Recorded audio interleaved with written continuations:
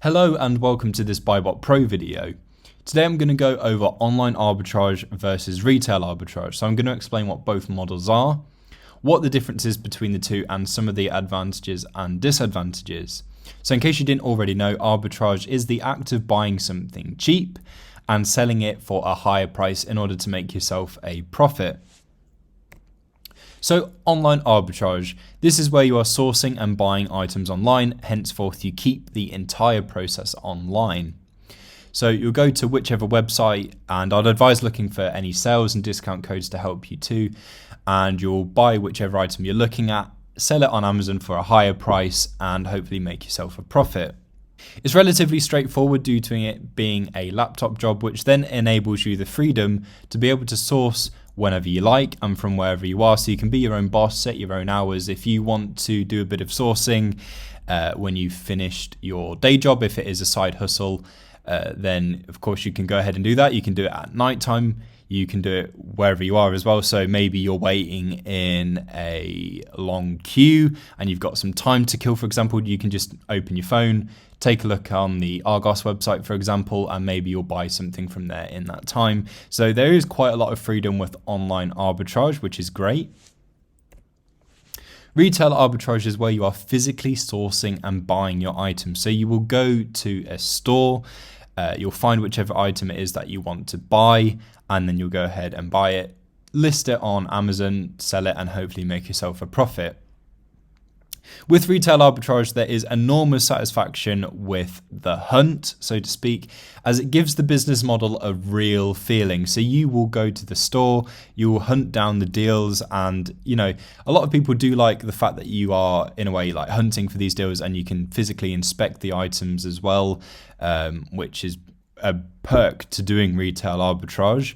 And there's also the human element, so being able to negotiate. Of course, online arbitrage does mean that there are sales and things online, but with the human element, you can of course negotiate prices depending where you are.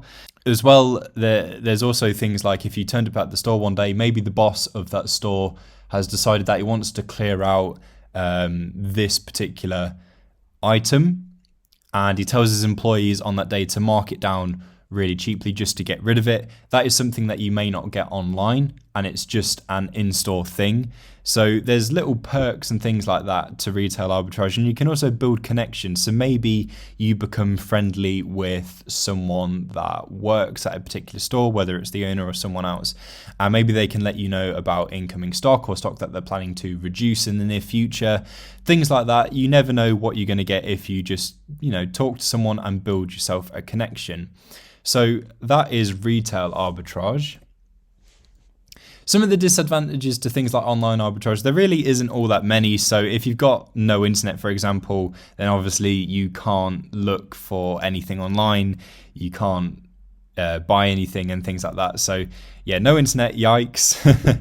And then you also miss that human element. So as I say, if one day a owner of a store decided to mark down a bunch of stock, just for that day, it's just something that he's decided to do. That's something that you can miss. And then also potentially negotiating prices as well, things like that. That is something that you may miss with online arbitrage. But as I say, there isn't really all that many disadvantages to doing this particular model. And then for retail arbitrage, it does take time, money, and effort to get to a store and look around for potential deals. So obviously, you'll have to get yourself from A to B, so there's the cost of fuel and things like that. It's going to take time to look around the store and see even if there is anything there that you can go ahead with. And then you would also be bound to store timings, meaning that there isn't as much freedom as online arbitrage. So a store opens at 9 a.m. in the morning, closes at 6 p.m. or something like that. Obviously, you are bound by those times. So that is when you would have to go and do it. That's when you'd have to go and find the products that you want to buy.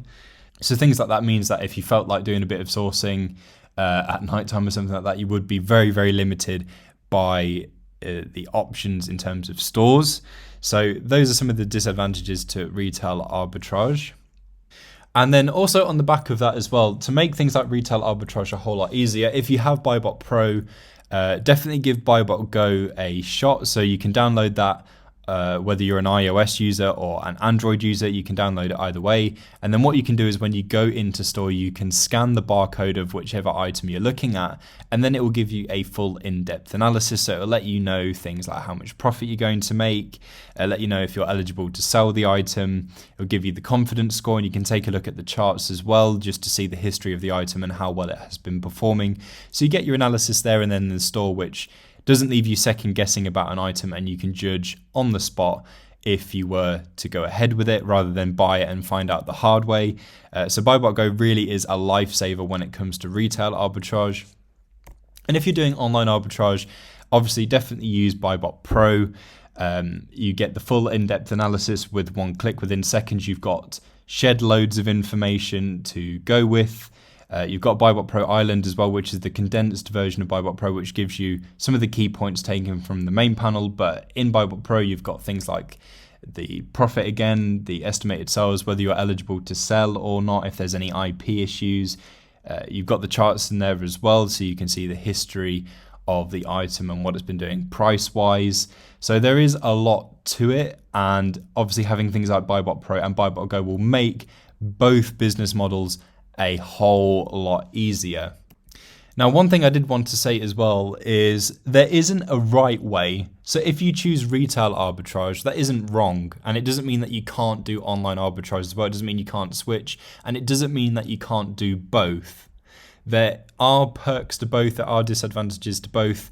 And if you can do both, then it's more power to you.